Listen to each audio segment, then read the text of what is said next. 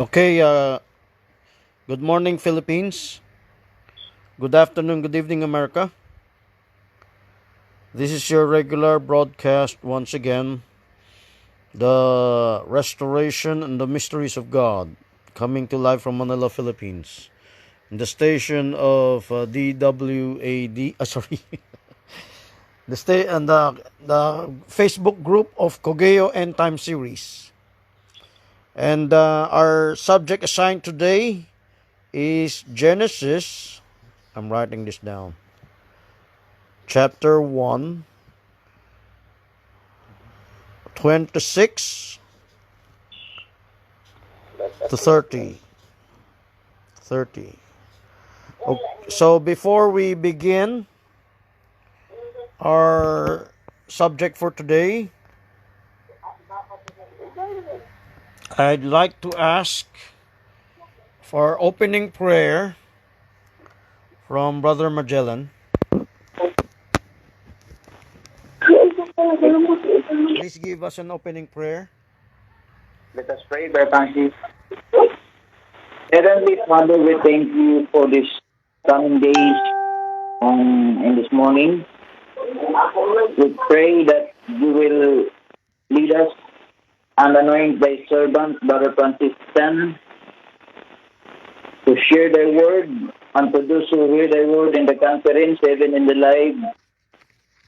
Lord, anoint every man's heart to hunger thy truth this morning and open our eyes with the revelation and understanding with this message that we brought to us in this morning.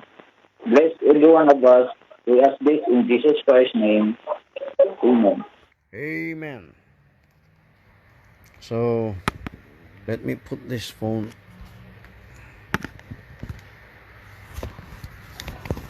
Okay, so the the topic is about Genesis 1:26 to 27 summary. So we're not talking about just Adam and Eve. We're talking about its parallel foreshadowing. And before we go to that, let's give some background. I wonder if you have heard of the Human Creation Week. Let me write them down. Let me use the ball pen. A human. Let me give some light.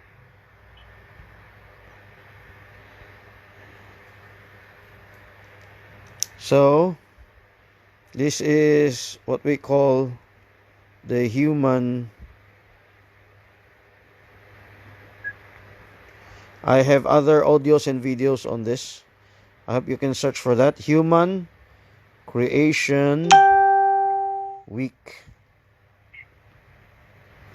I've discussed that before. In the Sabbath, if I can show you my previous illustration.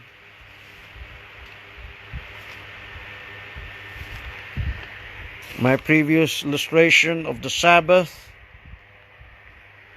There are Sabbath of days, weeks, and months, and years, and decades.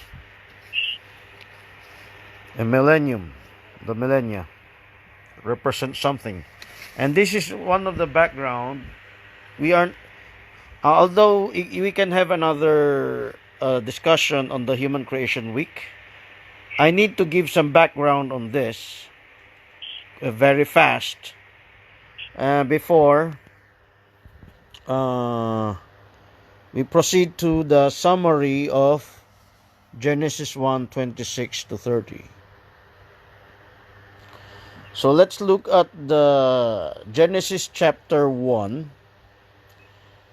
the first day of creation. What was in the first day of creation? Genesis chapter 1. The first day of creation is light. That is in verse 4.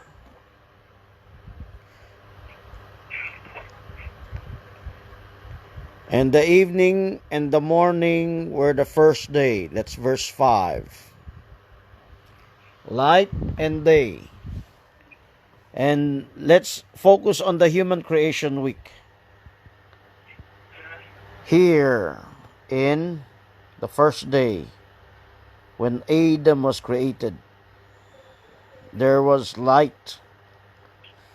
How do you account for the light of humankind? Because that is another hope, like Star Wars, a new hope for new beginning. Because the previous world, the prehistoric world, let me show the prehistoric world.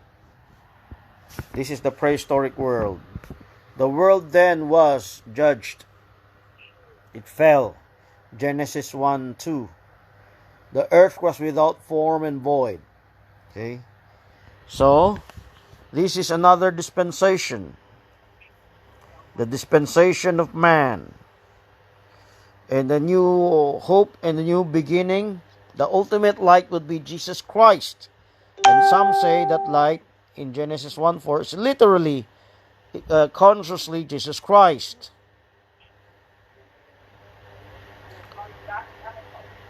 Okay. Please give me comment if someone commented that my camera is not clear. From the phone and in the comment section, please let me know if it's still not clear. I opened the light already. Okay. What is the second day? The second day is Noah's flood. This is the first day. This is the second day. The second 1,000 years, you find the flood. Let us see the scriptures. Of course, not many will interpret it like this, but you can see Noah's flood here. God made a firmament. Let a firmament of waters in the midst of the waters. Let it divide waters from waters. God made the firmament and divided the waters which were under the firmament from the waters. So this is Noah's flood. Nobody, maybe somebody, but I have not seen them yet, that sees this as a parallel, an event within the human creation week. God called the firmament heaven. The evening, morning were the second day. The second day is a second 1,000 years. I forgot to say this on my background. 7,000 years of human creation week. This is the 7,000 years. From Adam to the millennium. The illustration of Brother Gunn could not show it. At least here in Brother Frank's illustration. I could draw it also, but it's better to show others' illustration. The 7,000 years represent the 7 days of creation in Genesis. And the 7 days of creation in Genesis has multiple applications. The 7 days of creation in Genesis, one of them represent the human creation week. Human creation week. Here we are in the second day, and it shows the flood. The flood. Let's go to the third day. It is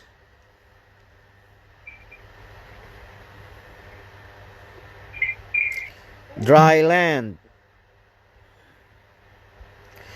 Let the dry land appear. Of course, you read Genesis as though it is just first created. Okay, dry land represents when the waters were receding. The second 1,000 year, first 1,000 year. The second 1,000 year was the flood. And the receding of that flood. So here we have the vegetation. And God called the dry land earth, and the gathering together of waters called seas. God saw that it was good. The final map we see today is formed during this time in the Human Creation Week application. And there was a herb yielding seed. The regeneration, the flourishing again of vegetation. That's verse 12. The earth brought forth grass, herb yielding seed, after his kind, a tree yielding fruit, whose seed was in itself, after his kind, and God saw it was good. So this picture is in the regeneration of the after the flood, the spread of people. Now we come to the law. You see here the law age, starting from the third millennia to the fourth millennia. From the third millennia to the fourth millennia, Brother Frank calls it the law age. The first millennia, second millennia, Brother Frank calls it the conscience age. And here, starting from the third day, the giving of the law. Sorry, the fourth day. The fourth day is the giving of the law. Let us read how the law parallels in Human Creation Week. God said, "Let there be lights in the firmament of heaven to divide the day from the night. Let them be for signs and for seasons, for days and for years." Detractors of the Bible will say, how about the light in the first day? How does it divide from the light from the second day? Unless our application is colossal time clock, we're not going to explain this. But in the Human Creation Week, spiritual light of Adam, humankind. In the fourth day, this kind of light, the light in the day is the daytime, and the light at night is the night lights, the stars, and the moon. Let them be for signs and for seasons. This is representing revelation. Signs and seasons. Remember in the rapture, what the time and seasons, ye shall not be ignorant of it.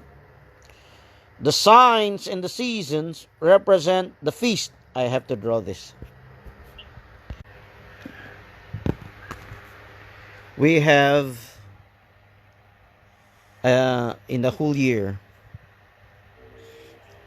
we have 4 seasons. But the most prominent one is the fall, of spring, and the fall. God, in Leviticus 23, God gave spring feasts and fall feasts. Feasts in spring concentrated on the spring, feasts concentrated on the fall. So this is where the law was given. The law represented the times and the seasons. The sun, the moon, the stars, they represented the law age. That's the fourth day. That's the fourth day. Now, we're nearing our subject on Genesis 1:26. What about the fifth day? Look at this. When you go to the fifth day, you entered into the church age. The law age was before the fifth day. The law age was before the church ages. Here is another illustration. This is the law age. Giving of law from Moses and Exodus, the temple, the kings, until here. It is much more in detail. The divided kingdom, the law is still being given, the revelation from God, the 70 weeks, until the cross. So this is the same cross here. And these 2,000 years, this is where our subject comes in Genesis 1:26. These 2,000 years is also the church age. The church age. Now, on the fifth day, what was being created? Actually, the proof for the church age, the animals are created in 2 days. Let me show some proof. The animal is on the fifth day and the sixth day. This is the fifth day. Verse 19, that's the law. The evening and the morning were the fourth day. Divide the light from the darkness, and God saw that it was good. Let me just review before we proceed. The fourth day, God made two great lights, the greater light to rule the day, the lesser light to rule the night. That's the moon, the sun and the moon. He made the stars also. God set them in the firmament of the heaven to give light upon the earth. So the light of the stars has many types and shadows, like the morning star shall shine as brightness in heaven forever and ever. Those that turn many to righteousness. Daniel chapter 12 verse 3. Or verse 2, verse 3. Those that turn many to righteousness. And there's the book of life. And to rule over the day and over the night, divide the light from darkness. So I just reviewed the fourth day before we proceed to the fifth day. The fifth day and the evening and morning were the first day. Here's the fifth day.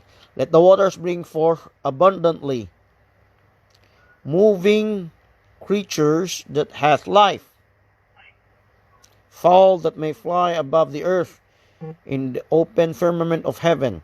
God created the great whales and every living creature that moveth, which brought forth abundantly after their kind, and every winged fowl after his kind. God saw that it was good. God blessed them, saying, be fruitful and multiply, fill the waters, seas. These are animals. Take note. These are not humankind yet. But there are hominids on earth that may very well be included in that animal kingdom. And let me interject this right now. Today, in our hedonistic world, people are no better than animals except intelligent creatures, having a partial image gift from God for intelligence, for self-consciousness. But they, instead of giving glory to God, they were given over to lasciviousness. They're given over to immorality. They were given over to ignorance towards God. That's what we call unbelief towards God's word. So, they are part of the beast kind, humankind. The humankind that does not know God is just part of the animal kingdom. I'm talking about humankind today. But before in the time of Adam, there were humanids before. Let me show some illustration here. This is the prehistoric time. Brother Gunn made some illustrations of prehistoric men. So prehistoric men, they're part of the animal kingdom. But here we're talking about in the human creation week, the fifth day and the sixth day. So we're no longer talking about the creation of animals or its descendants or its evolution or whatever. We're talking about the human creation week. Here in the human creation week, what does animals represent? Let me finish the sixth day. The animals, let me show you there are animals even in the sixth day. It's not just humankind. The evening and the morning were the fifth day. So this is the fifth day. How about the sixth day? Do they still contain animals? God said, let the earth bring forth living creature after his kind, cattle, creeping things, beast of the earth after his kind. And God made the beast of the earth after his kind, cattle after his kind. So here is 1:26, humankind. So here, even in the sixth day, there are still animals. Why? Why? Why are they not relegated to just one day? Why did they include 2 days? This is the reason why. Of course, in the illustration of Brother Frank, it will not show what we are going to show right now.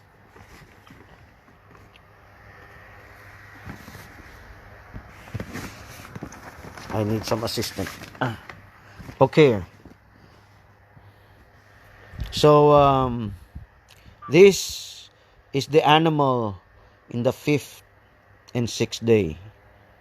You see lion, the calf, face of a man. Of course, now we realize why the face of a man is here. He was before part of the animal kingdom also. Science did not make, the science did not just guess it wrong. Science was right that we have animal traits, similar animal traits. We're part of the animal kingdom. That's why let us make man in our image is something much deeper than that. Even from the time of Adam, the onset of the human creation week. And there's the flying eagle. Beyond this, are there other animals? There are the horses. There's the serpent. There's the lion. There are many imageries. Of course, the lion could be represented for the Lion of Judah. But there's a lion that's about the devil, a devouring lion that destroys the believer. There's the goat. Of course, that's in the judgment of nations. So, the animals are depicted here. There's the swine. What is the type of the swine? If we're not just talking about forbidden foods for Israel, in the law for Israel, the forbidden foods for Israel represent something. The swine represents something. Christ said something about the swine, the crow, the vultures, the eagle. They all represent something. There is a revelation in all creation. So it's not just the sun, the moon, the stars. It's not just the trees that God is speaking to us. It's also the animals. So to summarize it, here in the church age, in the 5th day and the 6th day,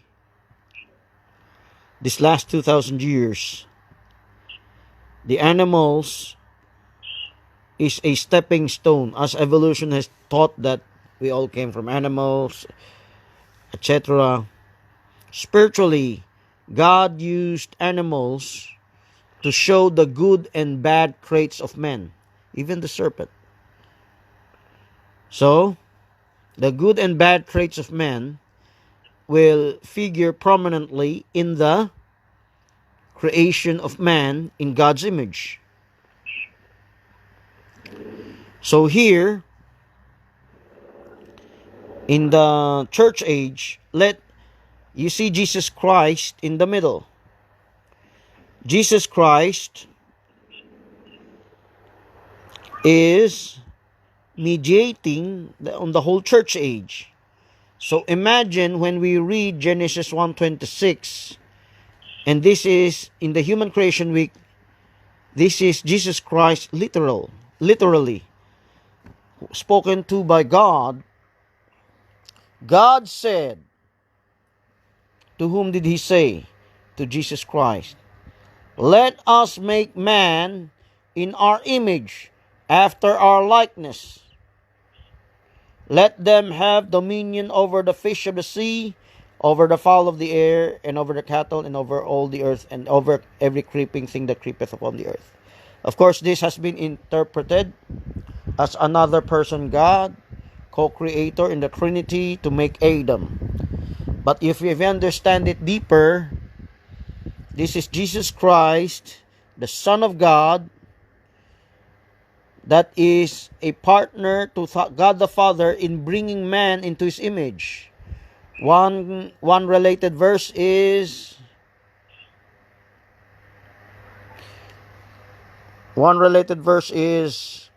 Romans chapter 8 verse 29 and 30. It says there, he may be the firstborn among many brethren. Where was he firstborn? In the image of God here in the church age. That we will be conformed to his image. The image of Christ. Let us make man in our image. The real image of God, the complete image of God. That's the emphasis. We also have Colossians. I think I have to write down the verses here. I mentioned Romans 8, 29 to 30. I hope you're taking note of it. And I also mentioned Colossians. We have chapter 1, verse 15. The image of the invisible God, the firstborn among many brethren. Is that not similar to verse 30, that he might be the firstborn among many brethren? The firstborn from the dead by resurrection. And that's verse 18. Colossians 3:10. That we are put on the new man, which is renewed in knowledge after the image of him that created him. So that's Genesis 1:26. The summary is in the creation of man in the church age. What is the difference of the church age from the law age? What is the difference? Through Christ comes perfection. Because of Christ comes the regeneration of man, because he was the firstborn. Not in time, but in the image of God. That is what is clear in the scriptures.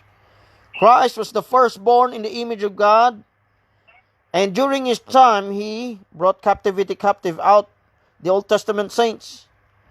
He was the firstborn even in hell, in the resurrection. We will be made firstborn among many brethren. Who are his brethren? Not just the Old Testament saints. It includes the New Testament saints and the tribulation saints, of course. It's the other side, if I can show it. The tribulation saints. So, Christ is the image of the invisible God. Christ is mediating between the church and the Father God. And Christ is the one being talked to here in the Human Creation Week application. Now, I'd like to many others interpret the angels. God was talking to angels. In other oneness books, God was talking to his Logos. What we're saying is actually the Logos, the Human Creation Week. That's the full detail of the Logos. But what about the angels? Did God speak to the angels during the time of Adam? No problem. I'm going to show a parallel. Who is the archangel? Then, at this time, Lucifer would have fallen and became Satan. So let us not put any name, whether Michael or Gabriel. We have an archangel that serves as a theophany of God. Just as Lucifer was, so would Gabriel and Michael. And we have the other angels. That is his audience. So this is supposed to be part of oneness explanation. Let's give some scripture. 1 Peter 1:12, which the angels desire to look unto. What do the angels desire to look unto? The fulfillment of prophecy. So even in the creation of the world, the angels were praising God in Job. When he was creating man, there was just one fallen angel that was in jealousy. So when God said, let us make man in our image, his audience could be angels. Let me just interject a very, very quick explanation of the oneness for how do they say the angels are not creators. They go to verse 27. So God created man in his. So this is basic Godhead for the beginners. God created man in his singular own image. When God said, let us, the one he was talking to were not his co-creators, because when God created, he was just talking to an audience. We have other scriptures for that. Let me write it here. The other scriptures for us is Daniel chapter 2 verse 36, when Daniel said, we will tell the interpretation to the king. But all the Magi's did not tell the interpretation, only Daniel. He just included the Magi's because he wanted to save them from death, certain death. That's one application. Ezra chapter 4 verse 17. The king wrote a letter and he included his whole kingdom. The letter which you sent to us. That's the word us. You can use the word us, but you were the one who did it. Received the letter, you made the prophecy, explanation, and God creating. You can use the word us, but they're just audiences. The angels were just spectators. The angels were just spectators. They were praising God while the creation was being made, even in the creation of man. So, in this application, this is not a human creation week application. This is a basic explanation of the oneness in the creation of Adam, just to explain the Trinity. I'm pointing this out, I'm writing this out, that there are also archangels. The audience of God will not exclude the archangels. Now, why did I put the archangels here? Because in the human creation week, I'm using Jesus Christ. Jesus Christ. There's one mediator between God and man, and that the man, Christ Jesus. Jesus Christ, in the human creation week, here, in the church ages, here, in the middle of the whole 2,000 years, 2 days, Jesus Christ, being the mediator between God and man, he is parallel to archangels. That's why there are churches that teach, Seventh-day Adventists, Jehovah's Witnesses, that Jesus Christ is the angel Michael. It's himself. We have Revelation 10. In the end time, Brother Jackson defines it, the mighty angel as Jesus Christ in the form of an angel. In Daniel chapter 12, parallel to Revelation chapter 10 verse 1, therefore shall Michael, verse 1, the great prince, stand up for the children of his people. No wonder the Jehovah's Witnesses would directly say he is him. It's another identity. But the right way to explain it is it's just a type. All were types. Even Lucifer was a type. The word, even that name, bright morning star. Even Michael is a type. Gabriel is a type. Gabriel was a messenger. Michael was a warrior. Lucifer was a light bearer, bringer of light. They were all just types. So the human side of it, in the human creation week, he was literally the mediator of many. Now, how about, why did I write the angels here? As the audience of God in the oneness. A long time ago, I could not put this correctly, but now, because of this parallelism, I could understand this clearly. Who are the angels under the archangel when we go to the parallel of Jesus Christ here in the church age? Who are the angels? The star messengers, the 7 angels to the 7 churches, his messengers. They are the angels of God through Christ. And the meaning of an angel is, the meaning of an angel is, the meaning of an angel is a messenger. So they're human messengers. Paul called himself an angel. And Paul called himself an angel. And the star messengers are called, the 7 angels to the 7 churches are human beings written by John.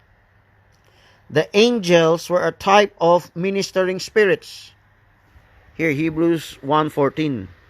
Are they not all ministering spirits sent forth to minister? Sent forth to minister for the heirs of salvation. So, in Genesis 1:26, the parallel of the archangel, the archangel should be present there if the application for the angels would be used. The type of the archangel is Jesus Christ, and the type of the ordinary angels are men. So it's not just the 7 star messengers. All believers, all the fivefold ministry, the church, the brethren, they help out, they admonish, like in Acts chapter 2. They share to each other. The church is portrayed as a woman giving birth. So, let us make man in our image. If Christ, the Spirit of Christ through the Holy Ghost, here in the church ages, 7 spirits, there are 7 angels. The Holy Ghost would be Jesus Christ in men in the church ages. The Holy Ghost also anoint messengers. You have to be used of God to bring out this message, to convert people, so that people will be brought into the image of God. This is conversion. This is salvation. This is regeneration. This is not proselytization, because if you are converted to Berean repentance, you don't have any denomination anymore. You're just a Bible believer. So anyone, any denomination, any group that challenges the Bible or reinterprets the Bible, you're bound to listen to them, because you're no longer part of any denomination. You're part of the bride of Christ, the church of Christ. You are messengers used by God. That's why, let's look at this verse. John 20:23. Whoever sins ye remit, they are remitted them. They could remit sins. In Matthew 16:19, I give you the keys to the kingdom of heaven. Whosoever ye bound on earth shall be bound in heaven. Whosoever you loose on earth shall be loose in heaven. That's heavenly authority. You are used of God in creation of humankind, in the image of God. How glorious is that? It's not just Jesus Christ, even his brethren. Now, we move on to the next verse, 28, the marriage. So God created man in his own image. Look at this part. Let them have dominion over the fish of the sea, over the fowl of the air, and over the cattle, and over all the earth and every creeping thing that creepeth upon the earth. Now, through Adam, there is dominion of the animals, but the animals became wild after Adam fell. But still, prophecy fulfills that humankind has been dominating the animals as the technology grows deeper. They're even keeping them as pets in the zoo. Some of them have mercy on them that they care for the animals. Of course, some went to the extreme. They pamper animals. But what is this dominion in the human creation? We let them have dominion. Dominion is rulership in the millennium after the man would be created. So this is the promise, this is the prophecy, and this is the fulfillment in verse 28.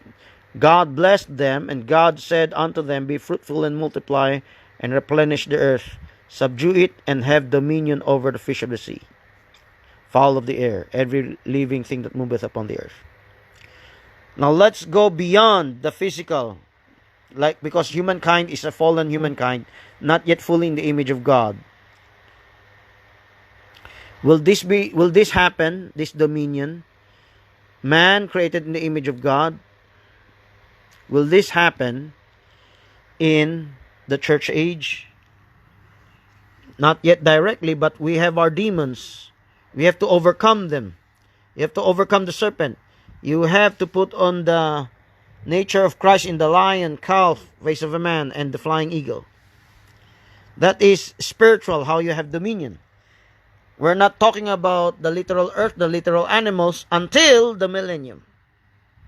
When you are glorified. When you are glorified, then you come back to earth to rule for 1,000 years. That's when you have dominion.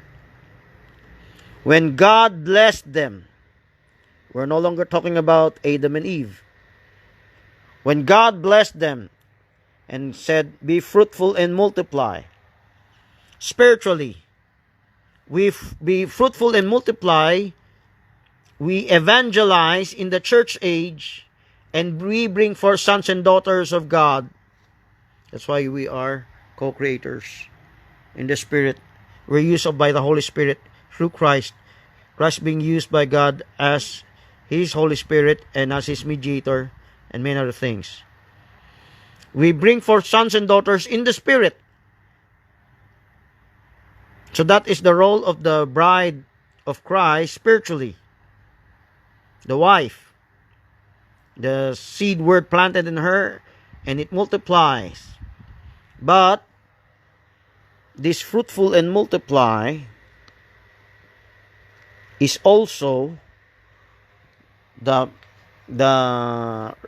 population explosion in the millennium. Let me show the millennium here.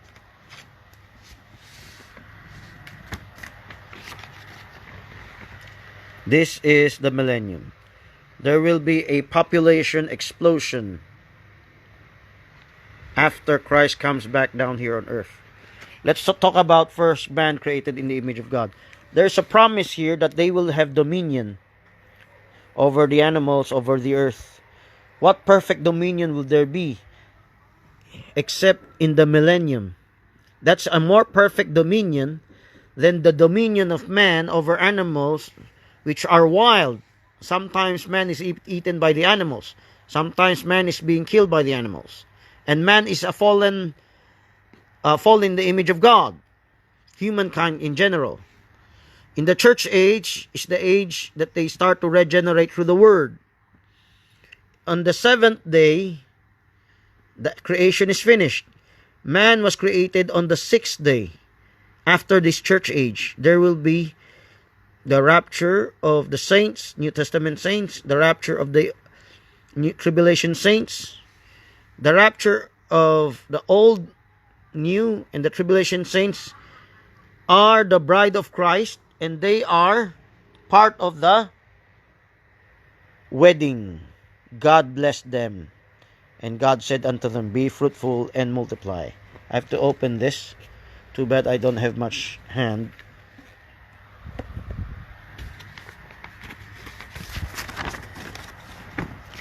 So I have to extend this.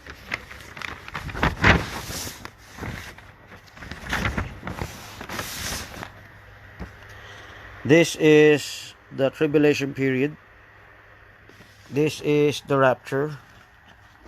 It coincides at the end of this 5th and 6th day.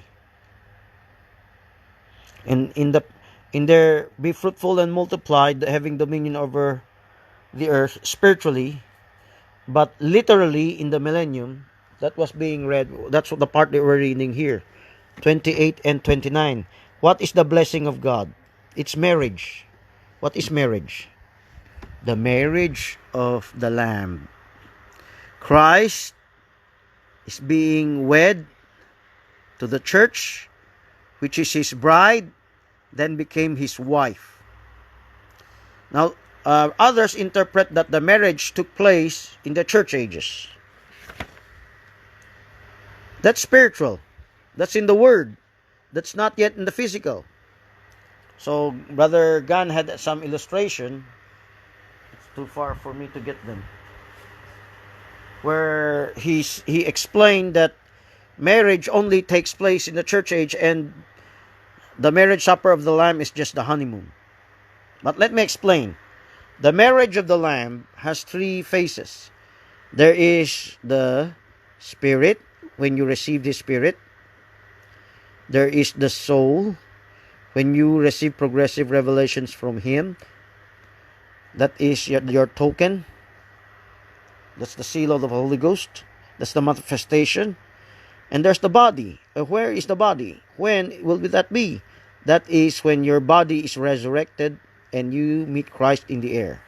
Whether you meet Him in the tribulation because you're foolish that became wise, you meet Him in the rapture, the New Testament saints, or as you were an Old Testament saint that met Him in hell. And he brought you up from hell. So, the bride of Christ, the wedding of the bride of Christ, those who miss the marriage supper of the Lamb, they're just playing catch up.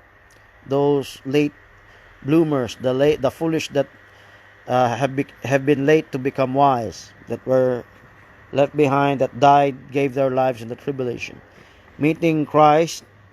So they're part of the bride here, but the wedding supper taking place, this is the God blessing them and saying to them, be fruitful and multiply. How about be fruitful and multiply? So we're no longer talking about spiritual in the church ages. The bride church here in the millennium, the bride church will become a kingdom, will become the wife of Jesus Christ. They will reign as co-kings with Christ. The bride church, the wife of Jesus Christ, will supervise the government and the replenishing of the earth, the multiplication of men. Let's look at this verse. Replenish the earth. Be fruitful and multiply and replenish. Replenish. Why?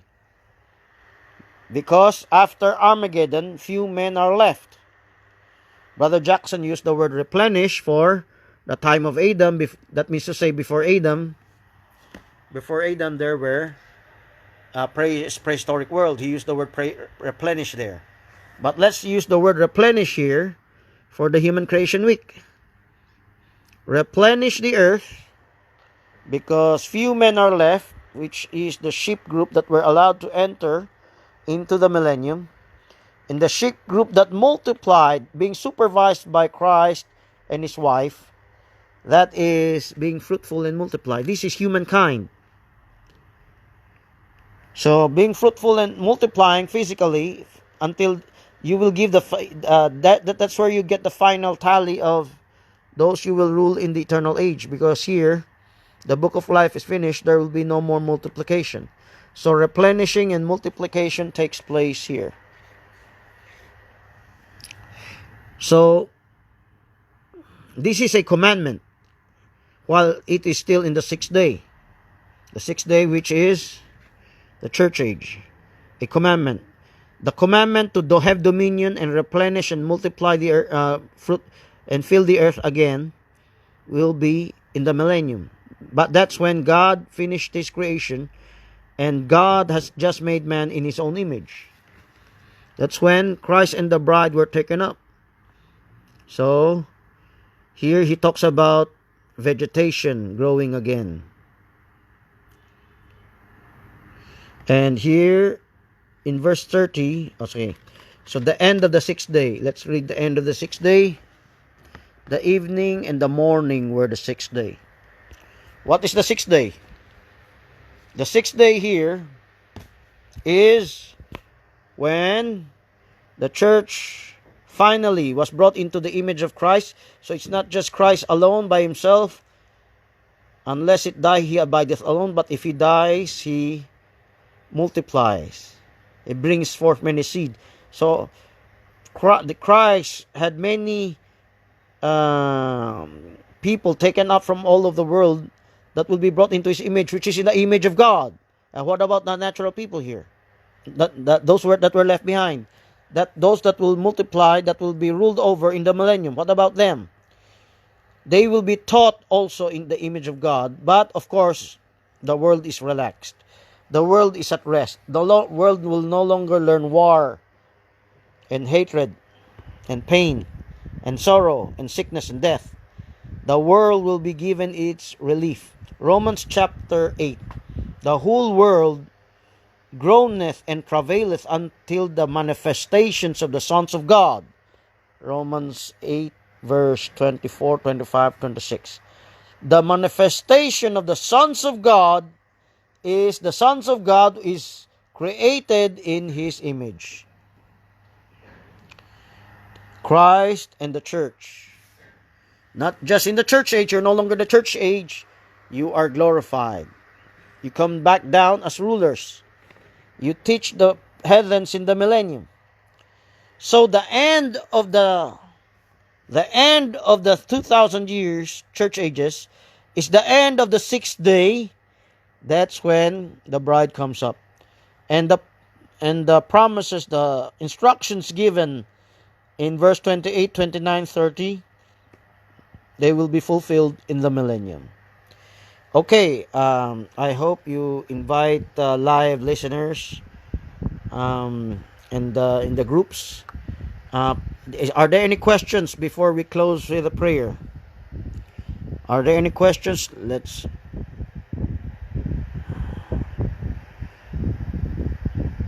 Okay, I see many Tagalog groups being shared, not prioritizing the English groups. Okay.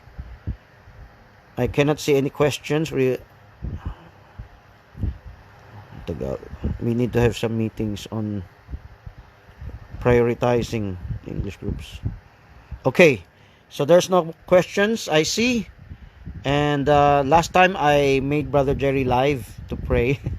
But of course, we have to control the image we can see in the camera. Another camera will show. Maybe in the future we can use that for others to have some illustration. Brother Magellan, could you give us a closing prayer, and we'll move our discussion to the Tagalog forum. Brother Magellan? Brother Magellan? Okay, he's not around. I'll be the one to give the closing prayer. Lord, thank you for this morning. Thank you for this opportunity to bless you, to study your word, to relish them, to meditate upon them, to share about them. Lord, I pray every sincere-hearted listeners that would hear this message and to whom this message would be shared. I pray, Lord, that you bless them, anoint them, and use them mightily for your vineyard. And bless each and every one of us. Cleanse each and every one of us through thy word, to make us worthy to be instrumental in being fruitful and multiplying spiritually in evangelization and pastoring in discipling. In Jesus' name we pray. Amen. God bless you all. See you again tomorrow.